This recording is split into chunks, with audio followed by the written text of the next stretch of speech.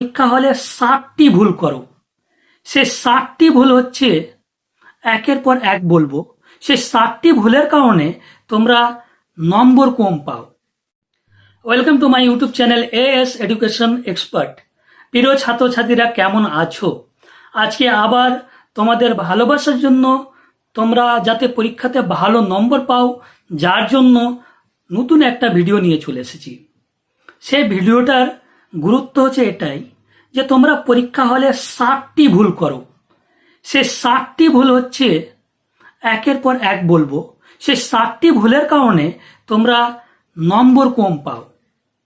পরীক্ষা হলে 90-এর উত্তর দিয়েও তোমরা মাত্র 30, 40, 50 বা খুব জোর হলে 60 পাও, কিন্তু বেশি নম্বর পাও না।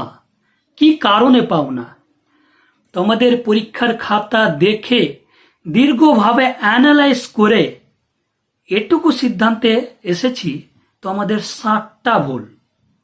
সেই 60টি ভুলগুলো একের পর এক আলোচনা করছি।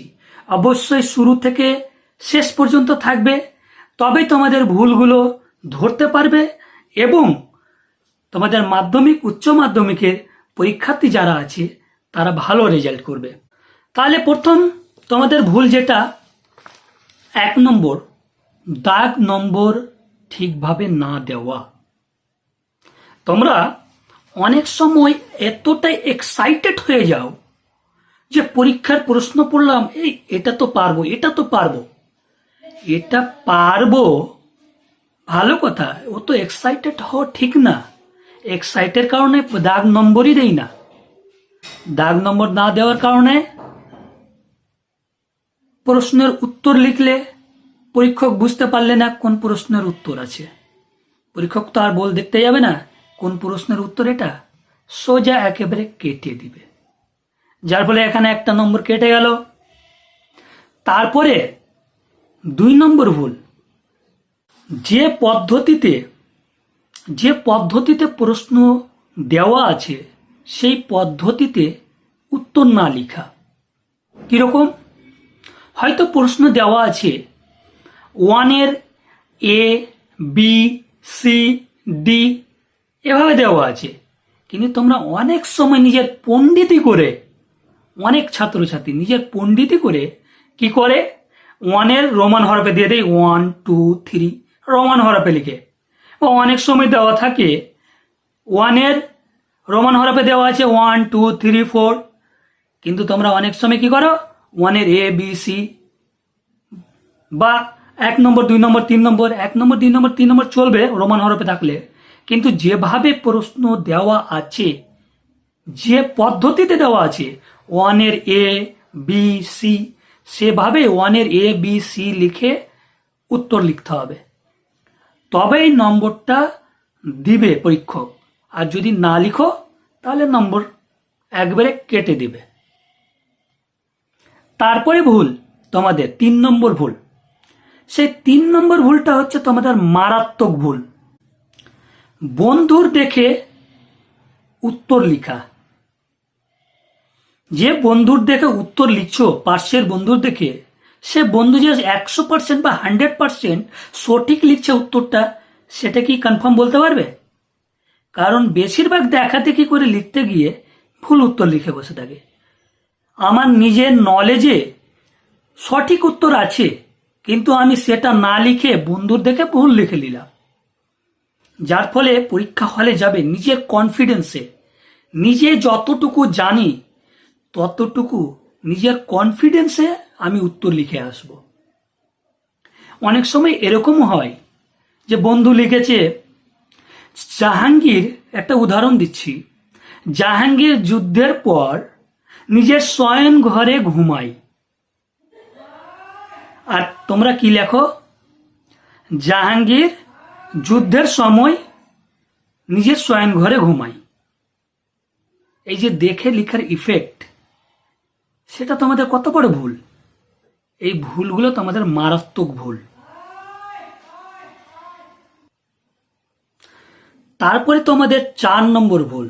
4 নম্বরের ভুল হচ্ছে আউট নলেজ কম ব্যবহার। তোমাদের এটুকু আউট নলেজ থাকে না যে প্রশ্নে কি বলছে আর উত্তর কি লিখছি। অনেক সময় প্রশ্নে দেওয়া থাকে যে ভারতের রাজধানী কি? দিল্লি। আমরা সঠিকই জানি দিল্লি একটা জায়গার নাম বলছে। তাহলে অনেক একেবারে কি বলবো স্টুডেন্ট, অনেক স্টুডেন্ট লিখে থাকে উল্টা পাল্টা নাম লিখে দিল, আকবর, জাহাঙ্গীর। তবে কি এগুলো কোনো উত্তর লেখার মানে হচ্ছে? সেটা একটা গেল। তোমাদের 5 নম্বর ভুল, প্রশ্ন অনুযায়ী উত্তর না লিখা। প্রশ্নতে আসলো 1, লিখলে 1, এটা তো একটা গেল। তারপর হচ্ছে তোমাদের বলছে প্রশ্নেতে 1-এর হেডলাইনে উপরে দিয়ে দিল এখান থেকে যে কোনো 5টি করো, বা 4 নম্বরে দেওয়া আছে এখান থেকে যে কোনো 4টি করো। তাহলে সেখানে কি হয়, যটা প্রশ্ন দেওয়া থাকে 6টা দেওয়া থাকে, 6টার উত্তর লিখে বসে আছো। সেখানে কি পরীক্ষক কি নিজের বাড়ি থেকে এক্সট্রা নম্বরগুলো দিবে নাকি? যতটুকু প্রশ্ন দেওয়া আছে, যতটুকু লিখতে বলা হয়েছে ততটুকুই লিখতে হবে।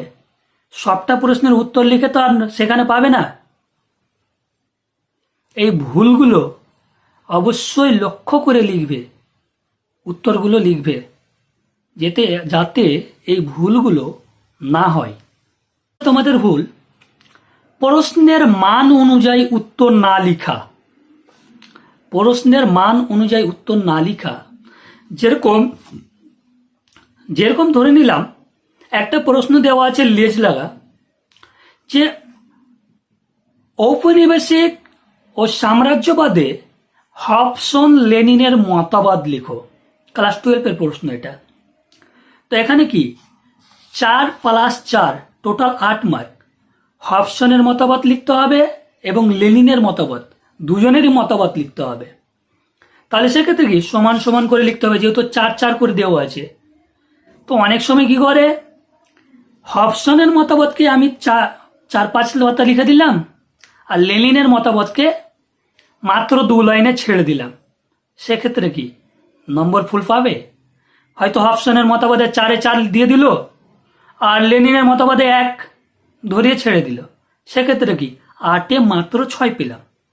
আমি 8-এ তো আর 7 পেলাম না, বা 8-এ 8 পেলাম না। আমাকে 8-এ 8 বা 8-এ 7 পেতে গেলে আমাকে দুটো প্রশ্ন একেবারে ঠিকভাবে লিখতে হবে। আমি যদি 2 পাতা হবসনের মতবাদ লিখি, তাহলে লেনিনের মতবাদও আমাকে 2 পাতা লিখতে হবে। সেই অনুযায়ী মাপকাঠি অনুযায়ী লিখতে হবে। সেই মাপকাঠিটাকে না দেখে উত্তর একেবারে কানার রকম লিখে দিলাম, পরীক্ষক কি করলো, যতটুকু লিখেছে সেই অনুযায়ী নম্বর দিয়ে দিল। সেক্ষেত্রে নম্বর তো কমবেই।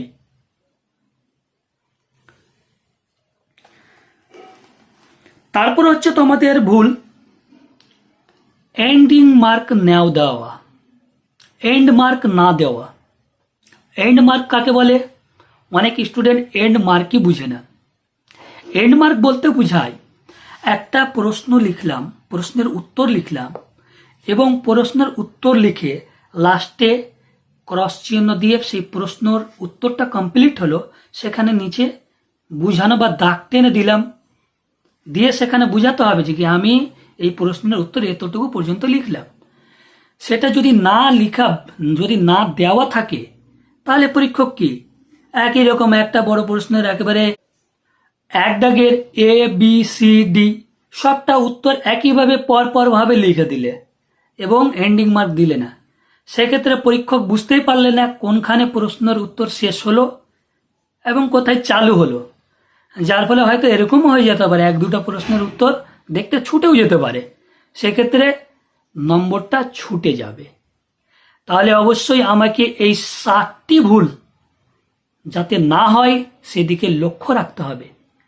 পরীক্ষা জমা দেওয়ার 10 মিনিট আগে আমাকে সবকিছু রেডি করে নিতে হবে এবং মিলিয়ে দেখতে হবে আমি কি কি প্রশ্নের উত্তর লিখলাম, কটা লিখলাম, এবং কি কি ছাড়লাম, দাগ নম্বর ঠিকভাবে দিলাম কিনা, এন্ডিং মার্ক দিলাম কিনা, সবগুলো একেবারে ভালোভাবে দেখে মিলিয়ে নিতে হবে, তারপরে জমা করতে হবে। আর না হলে এগুলো ভুল ত্রুটি থাকলে নম্বর কাটা পড়বেই। সেক্ষেত্রে 90-এ 30-40 পাস মার্কই উঠবে। সেক্ষেত্রে 90 আর 80 আর 85 আর আসবে না। এই ছিল তোমাদের গুরুত্বপূর্ণ ভিডিও। যদি ভিডিওটি ভালো লাগে অবশ্যই শেয়ার করবে বন্ধুদের কাছে এবং লাইক কমেন্ট করবে, এবং তোমাদের যদি কোনো ভিডিও রেকমেন্ড থাকে তাহলে অবশ্যই বলবে, সেই নিয়ে ভিডিও করব।